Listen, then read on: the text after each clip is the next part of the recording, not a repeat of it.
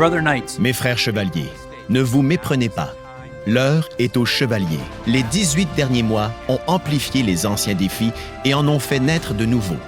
Ils confrontent nos familles, notre foi et notre culture dans son ensemble. Mes frères chevaliers, nous sortons d'une crise pour découvrir que nous sommes confrontés à d'autres obstacles. Notre mission est de les affronter et surmonter ensemble. Des États-Unis à l'Ukraine, des Philippines à la France, du Canada à la Corée du Sud, du Mexique à la Pologne, les chevaliers de Colomb vont de l'avant. Marching forward.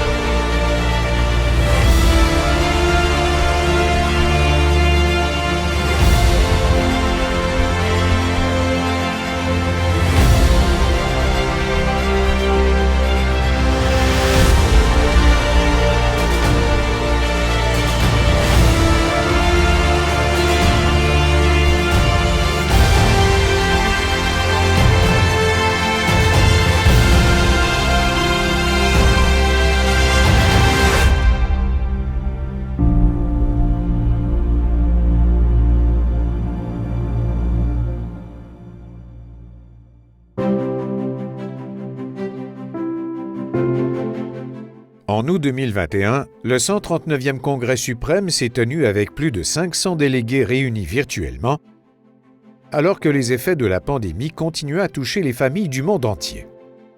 La réponse créative et courageuse des frères chevaliers a été reconnue et honorée par le nouveau chevalier suprême de notre ordre, Patrick Kelly. I'm a third-generation knight. Je suis un chevalier de troisième génération. Mon grand-père a adhéré en 1915 avant de partir pour la Première Guerre mondiale. Mon père, officier de marine, était un membre fidèle du conseil de notre paroisse. C'est leur exemple de fidélité et de service qui m'a incité à devenir chevalier du collège en 1983. Après des années de service militaire et public, je me suis de plus en plus impliqué au niveau des conseils locaux et d'État. J'ai été inspiré par mes frères chevaliers du District de Columbia et j'ai eu l'honneur de servir en tant que député d'État. Le jour où j'ai été élu chevalier suprême, j'ai dit que pour le bien de l'ordre, j'ai tout donné et que pour l'avenir de l'ordre, je donnerai encore plus. Comme vous, je puise dans mon amour pour Jésus-Christ, son Église et les chevaliers de Colomb, et je suis honoré de servir avec vous.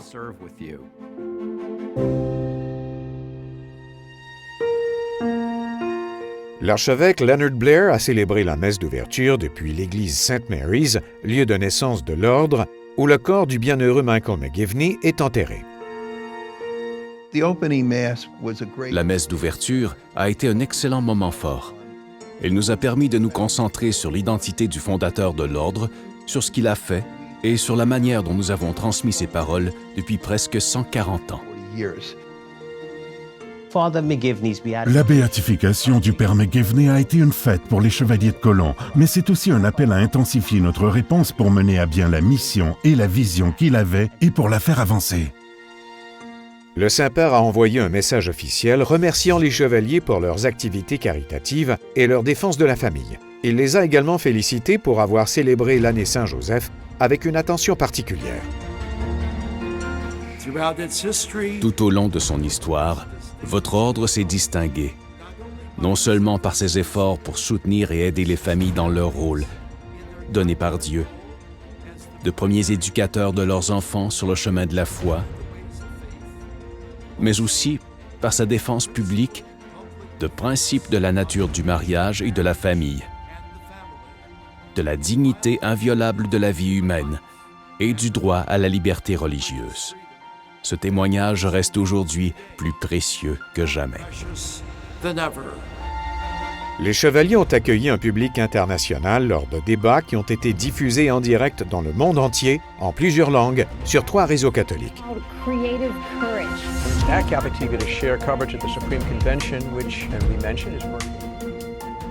Dans son premier discours sur l'état de l'ordre, le chevalier suprême Patrick Kelly a mis l'accent sur les façons dont Saint-Joseph a été appelé à faire preuve de courage créatif à son époque et dans les circonstances qui étaient les siennes, et a encouragé les chevaliers à modeler leur vie sur la sienne.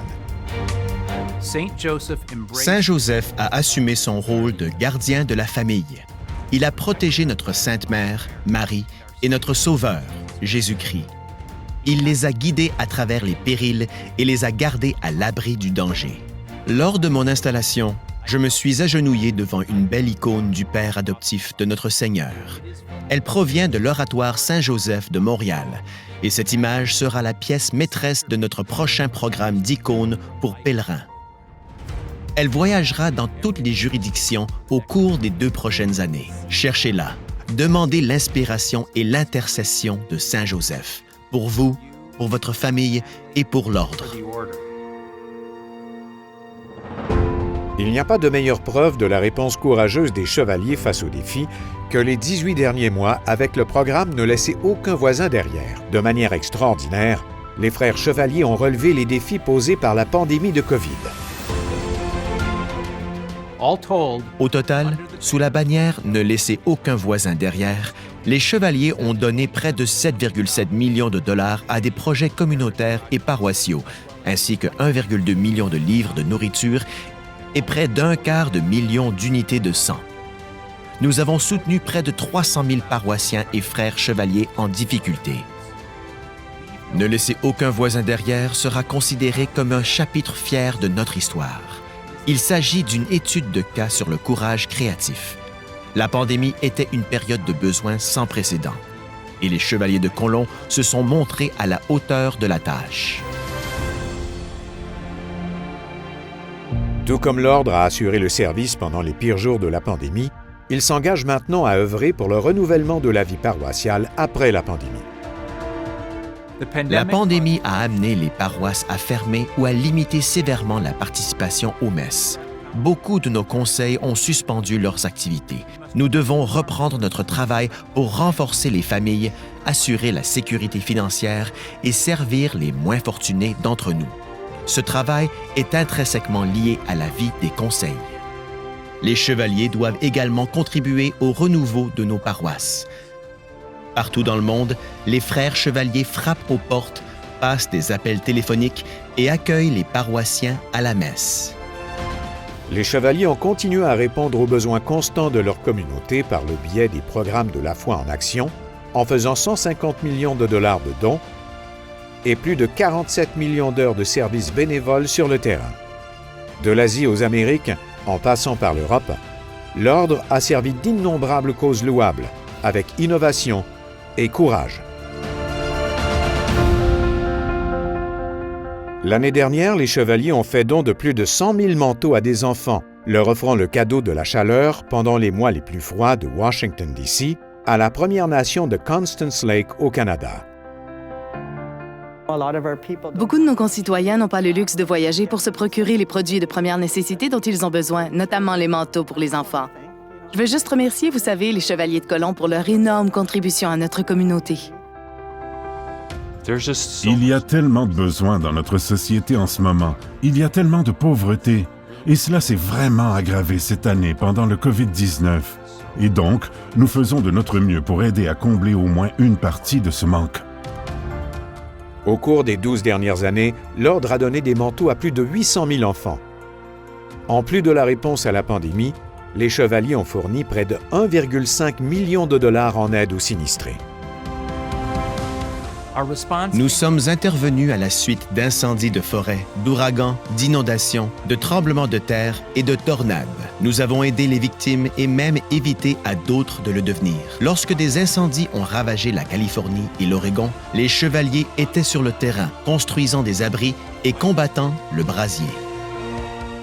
Il ne suffit pas de dire « Oh, je vois que vous traversez une période difficile, je vais prier pour vous ». C'est important, mais honnêtement, il faut aussi se montrer avec un camion rempli de choses dont ils ont besoin pour rester au chaud la nuit et pour nourrir leurs enfants. Vous savez, pour leur donner un semblant de normalité. Et je pense que c'est vraiment mettre la foi en action. Nous avons perdu notre maison lundi soir. Nous étions sur notre propriété depuis 36 ans et y avons élevé notre famille. La générosité des chevaliers de colon nous a été très utile et nous nous sentons bénis, très bénis. Nous avons beaucoup de chance. L'Ordre a poursuivi son soutien fidèle aux Jeux olympiques spéciaux en faisant don de plus de 3,2 millions de dollars et de près d'1 demi-million d'heures de bénévolat, même si la pandémie a empêché la tenue de nombreuses compétitions. Les Chevaliers ont également franchi une nouvelle étape dans leur partenariat avec la mission globale des fauteuils roulants en faisant don de plus de 100 000 fauteuils roulants dans le monde entier. Il nous a fallu près de 20 ans pour en arriver là, à commencer par le don de 2000 fauteuils roulants aux victimes de mines antipersonnelles en Afghanistan en 2003. Mais nous n'avons pas fini. Nous avons maintenant pour objectif de faire don de 100 000 fauteuils roulants supplémentaires. Les Chevaliers continueront à faire le don de la mobilité. J'ai été personnellement inspiré par notre soutien aux sans-abri de Waterbury, dans le Connecticut. Le mois dernier, j'ai rejoint les frères Chevaliers qui ont rassemblé des sacs de fournitures. Ils sont connus sous le nom de Sac Bryan et portent le nom d'un sans-abri local qui est mort par manque de soutien. Les Chevaliers du Connecticut refusent de laisser cela arriver à d'autres sans-abri, et c'est un privilège pour nous de servir nos voisins de cette manière particulière. En tant que nouveau chevalier suprême des chevaliers, je suis tellement heureux qu'au cours de ses premiers mois ici, il soit à la maison du père McGivney. Cela fait une belle déclaration. Le père McGivney est né ici. Ce sont les rues dans lesquelles il a marché. Et nous voici en train de faire la charité dans les rues de Waterbury. Il est difficile pour chacun d'entre nous de changer le monde et je ne pense pas que le Seigneur nous appelle à changer le monde. Je pense que ce qu'il nous appelle à faire, c'est de changer notre petite partie du monde. Alors que les frères chevaliers servent les communautés, les pays et l'Église, l'Ordre ne peut oublier ses frères chrétiens du Moyen-Orient qui continuent à faire face à des difficultés. Rien que l'année dernière, nous avons consacré 4,4 millions de dollars pour aider les minorités religieuses persécutées de la région. Nous avons soutenu financièrement un nouvel effort visant à éliminer les mines antipersonnelles, à restaurer les terres agricoles et à permettre le retour des réfugiés. Notre aide totale au Moyen-Orient s'élève maintenant à plus de 30 millions de dollars. Grâce aux chevaliers de colon, nos frères chrétiens reconstruisent leurs maisons et récupèrent leur avenir. Au-delà du Moyen-Orient, nous nous intéressons également à la situation critique des chrétiens au Nigeria, le plus grand pays d'Afrique. Des dizaines de milliers de Nigériens innocents ont été tués pour leur foi au cours des dernières décennies. L'année dernière, nous avons annoncé une nouvelle initiative visant à rendre compte de cette situation périlleuse. Nos partenaires ont déjà mené des entretiens approfondis avec des familles chrétiennes nigérianes. Les frères chevaliers seront sur place à partir de ce mois-ci. Nous sommes convaincus que leurs efforts permettront d'attirer davantage l'attention sur la crise à laquelle sont confrontés les chrétiens du Nigeria. Plus près de chez nous, les frères chevaliers continuent à soutenir leurs coreligionnaires dans les communautés amérindiennes et les Premières Nations. Au Nouveau-Mexique, un sanctuaire honorant Sainte Catherine Tekakwitha est en cours de construction avec le soutien de l'Ordre. Plus tôt cette année, le Conseil suprême a lancé un nouveau documentaire intitulé Enduring Faith qui explore la foi catholique des communautés indigènes d'Amérique du Nord et qui a été diffusé sur les chaînes affiliées d'ABC en mai. L'été dernier, les Chevaliers du Dakota du Sud ont organisé un pèlerinage sur le site funéraire de Nicholas Black Elk, un homme Lakota vénéré qui a été déclaré serviteur de Dieu. Les Chevaliers ont une longue tradition de défense de la vie. Nous avons joué un rôle de premier plan dans les marches nationales et régionales pour la vie depuis leur création. Alors que la pandémie a perturbé la plupart des marches l'année dernière, les Chevaliers ont trouvé des moyens créatifs de poursuivre leur témoignage. Aujourd'hui, c'est la première marche et le premier rassemblement virtuel pour la vie. Nous avons un groupe de dirigeants et de représentants pro-vie qui vont marcher ensemble pour les enfants à naître et pour toutes les personnes qu'ils représentent chez eux et qui nous rejoignent virtuellement. Je sais que les gens sont connectés à travers le pays pour regarder vraiment les centaines de milliers qui aimeraient être ici avec nous. Nous sommes ici pour les représenter. Les Chevaliers de colon sont l'épine dorsale de la Marche pour la vie. Nous travaillons en tandem pour prendre des décisions. Il est difficile d'imaginer que la Marche pour la vie puisse encore avoir lieu sans les Chevaliers de colon. Le programme Pro-Vie le plus remarquable de l'Ordre est l'initiative d'échographie qui continue de sauver d'innombrables vies à naître. Depuis 2009, les Chevaliers ont placé plus de 1400 machines à sauver la vie dans des centres de ressources pour les femmes enceintes. 2 conseils d'État ont maintenant fait don de plus de 100 machines chacun. La Floride a inauguré sa 100e machine en octobre dernier, suivie de la Californie en avril. L'archevêque José Gomez de Los Angeles a personnellement béni le 100e appareil de la Californie. L'initiative sur les ultrasons a maintenant atteint l'Asie. Sous la direction de notre adjoint territorial, le général Shin, nous avons installé notre premier appareil en Corée du Sud en avril et d'autres sont en route.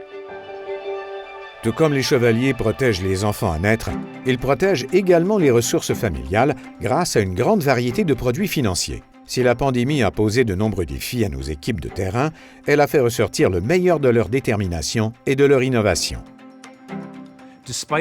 Malgré une année difficile, les ventes d'assurance ont été fortes. Au total, nos agents ont vendu pour 7,4 milliards de dollars de nouvelles assurances. Nous avons maintenant plus de 116 milliards de dollars d'assurances en vigueur pour protéger les familles catholiques.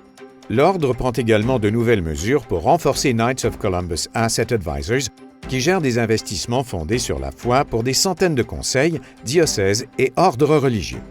Asset Advisors offre la plus vaste gamme catholique de stratégies d'investissement au monde et elle est désormais accessible à tous, pas seulement aux chevaliers. Dans tout ce que nous faisons, les chevaliers inspirent. Lorsque les hommes catholiques nous voient protéger les familles et servir les moins fortunés, ils veulent se joindre à nous. Nous les aidons à s'épanouir et leurs familles à prospérer. C'est pourquoi plus de 2 millions d'hommes se trouvent actuellement dans nos rangs. En fin de compte, nous avons la responsabilité d'évangéliser notre culture. Nous n'avons guère le choix, car si nous n'évangélisons pas notre culture, c'est elle qui nous évangélisera. Considérez les faits. Près d'un tiers des mariages catholiques se terminent par un divorce. 8 enfants catholiques sur 10 quittent l'Église au début de la vingtaine. L'âge médian auquel ils commencent à s'éloigner est de 13 ans seulement. Mes frères chevaliers, ces défis sont sans précédent. Notre engagement à les relever doit également être sans précédent. L'année dernière, l'Ordre a lancé une nouvelle série de vidéos intitulée « Dans la brèche » qui a été visionnée plus de 750 000 fois. Parmi les autres projets à venir, citons une série vidéo sur la famille et la paternité, une 3e saison de Everyday Heroes et un nouveau documentaire sur Saint-Joseph. Le Chevalier suprême a également annoncé qu'au cours de l'année à venir, les Chevaliers de Colomb seront l'un des principaux promoteurs d'un réveil eucharistique national aux États-Unis, organisé par la Conférence des évêques catholiques des États-Unis. Le jour où j'ai été installé comme chevalier suprême, j'ai parlé de notre vocation de chevalier de l'Eucharistie. Aucun mot ne décrit mieux notre mission. C'est dans le corps, le sang, l'âme et la divinité de notre Seigneur que nous trouvons notre force. Plus nous nous consacrerons à l'Eucharistie, plus nous comprendrons ce que signifie être un chevalier. En tant que chevalier suprême, je donnerai la priorité à de nouvelles initiatives visant à renforcer la foi des hommes et la foi de nos familles. Je crois fermement que de plus en plus, notre réussite en tant qu'ordre sera jugée à l'aune de ce critère. Nos principes sont une puissante synthèse de l'Évangile. Ils nous permettent de mener les vies extraordinaires auxquelles le Christ nous a appelés. Ce qui m'a frappé dans le discours du Chevalier suprême, c'est sans doute l'engagement et l'activité exceptionnelle des Chevaliers de Colomb. Dans le discours du Chevalier suprême, de nombreux exemples ont été donnés de chevaliers se tenant au premier rang, cherchant des moyens créatifs d'agir et de le réaliser.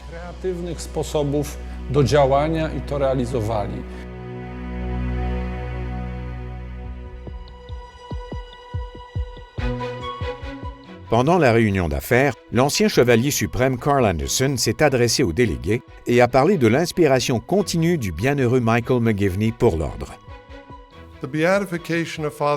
La béatification du Père McGivney est, dans un sens très réel, une validation de la vision de notre fondateur d'une fraternité d'hommes catholiques dédiée à la charité et à l'unité, une vision non pas pour quelques-uns, mais pour beaucoup. Et j'ajouterais que c'est une vision non seulement pour quelques nations, mais pour de nombreuses nations. Le père McGivney serait fier de l'ordre et fier de nous. Ce qu'il a commencé, nous le continuons. Ce qu'il nous a donné, nous le transmettons. Le mérite revient à tous les chevaliers, proches ou lointains. Mais un homme mérite une mention spéciale pour ses efforts héroïques. Il s'agit de notre ancien chevalier suprême, Carl Anderson. Carl a également été un intendant fidèle de la cause de notre fondateur. Pendant son mandat, le père McGivney a été déclaré à la fois vénérable et bienheureux. Peu de frères chevaliers ont fait plus pour notre fondateur. Peu d'entre eux ont fait plus pour notre ordre. Les chevaliers de Colomb doivent à l'ancien chevalier suprême Anderson une profonde dette de gratitude. Nous honorerons ses contributions en personne lors du congrès de l'année prochaine.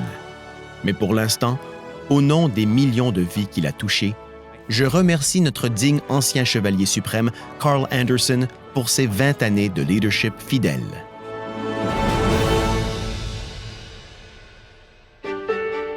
La réunion virtuelle a permis aux délégués de se réunir depuis leur juridiction d'origine et d'adopter les résolutions suivantes.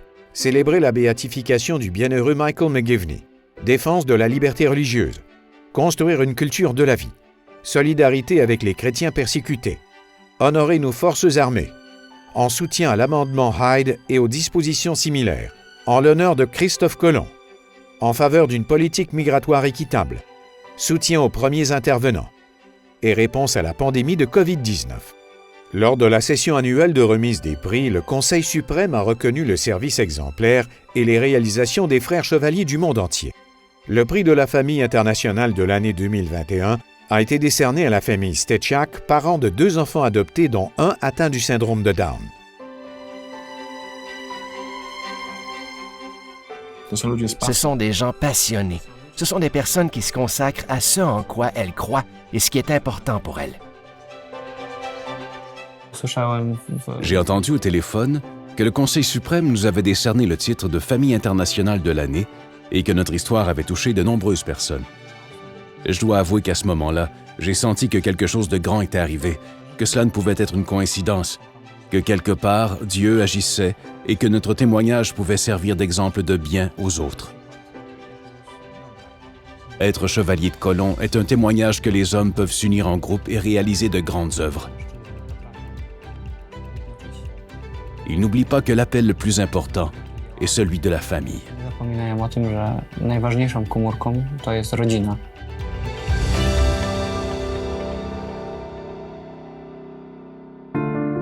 La messe commémorative annuelle a été célébrée pour les frères chevaliers qui sont décédés au cours de l'année écoulée, dont beaucoup à cause de la pandémie.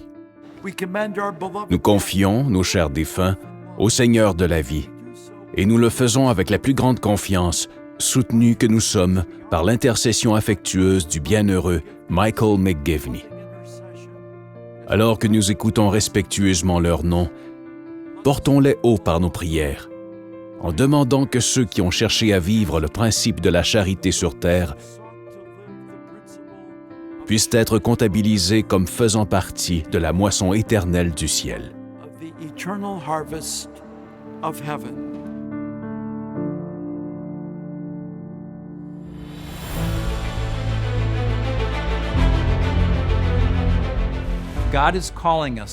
Dieu nous appelle à accomplir une grande tâche. Dans les desseins de la Providence, ce n'est pas une coïncidence si cette année Saint-Joseph survient juste après la béatification du père McGivney. Ces 2 hommes sont des modèles pour tout chevalier. En nous rappelant la vie de ces 2 hommes, nous devrions nous demander comment nous pouvons leur ressembler davantage. La réponse est devant nous. Engageons-nous à nouveau dans les plus hautes traditions de notre passé et nous ferons progresser notre mission intemporelle dans l'avenir. Ce futur nous appelle. Levons-nous pour le rencontrer, confiant que Notre-Dame de Guadalupe, Saint-Joseph et le bienheureux Michael McGivney nous guideront. Faisons appel au courage créatif pour répondre à l'appel que notre Seigneur a placé sur nos cœurs. Et réconfortons-nous en sachant que le travail de l'ordre est loin d'être terminé. L'œuvre des Chevaliers de Colomb ne fait que commencer, et c'est nous qui la ferons avancer. Vivat Jesus.